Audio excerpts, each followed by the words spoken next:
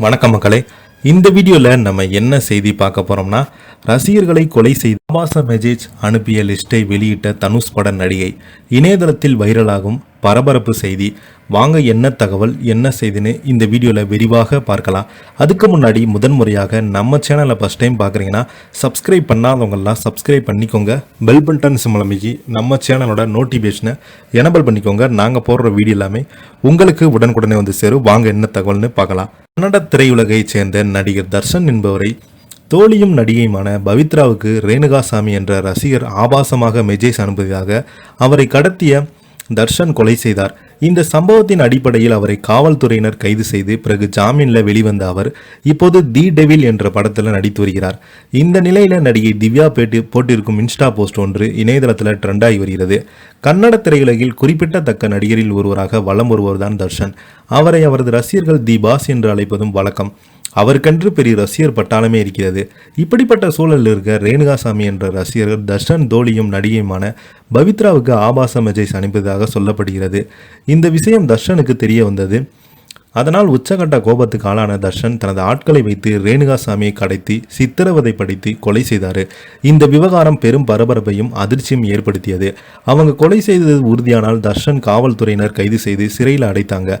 பிறகு ஜாமீனில் வெளிவந்துட்டாரு. அவர் இப்போது தி டெவில் என்ற படத்தில் நடித்துக்கிட்டு வருகிறாரு. அந்த படத்தின் படப்பிடிப்புக்காக தாய்லாந்து சென்று வந்தார். அப்போது அவரை வரவேற்கும் விதமாக ரசிகர்கள் இன்ஸ்டாகிராமில் போஸ்ட்டுகளை போட்டாங்க. இதற்கிடையே தர்ஷனுக்கு ஜாமீன் வழங்கிய எதிராக கர்நாடக அரசு சார்பில் நீதிமன்றத்தில் மேல்முறையீடு செய்யப்பட்டு அம்மனுவை நீதிமன்றம் தேதி குறிப்பிடாமல் ஒத்திவைத்தது. நடிகை திவ்யா ஸ்பந்தனா தனது இன்ஸ்டா பக்கத்தில் சாமானியருக்கு உச்சநீதிமன்றம் நம்பிக்கை அளிக்கும். ரேணுகாசாமி குடும்பத்துக்கு நீதி கிடைக்குமா என நம்புகிறேன். அவரது இந்த கருத்துக்கு தர்ஷன் ரசிகர் கடுமையான எதிர்வினையாற்றினாங்க. திவ்யா தனது இன்ஸ்டாகிராம் பக்கத்தில் எனது இன்ஸ்டா பக்கத்தில் தர்ஷன் ரசிகர்களை வரவேற்கிறாங்க. ரேணுகாசாமி குடும்பத்தின் நீதி குறித்து கருத்து தெரிவித்திருக்கிறாங்க என குறிப்பிட்டிருந்தாங்க. ஆனால் தர்ஷன் ரசிகர்கள் திவ்யாவுக்கு மேற்கொண்டு ஆபாச மெசேஜ் அனுப்பியிருக்கிறாங்க.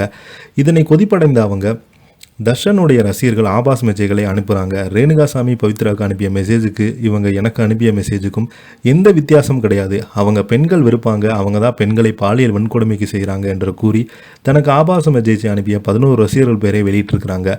இந்த விவகாரம் மேற்கொண்ட இந்த விஷயத்தில் பரபரப்பை கூறியிருக்கிறாங்க. திவ்யா பொறுத்தவரை தமிழில் அவங்க குத்து, பொல்லாதவன் என பல திரைப்படங்களை நடித்திருந்தாங்க.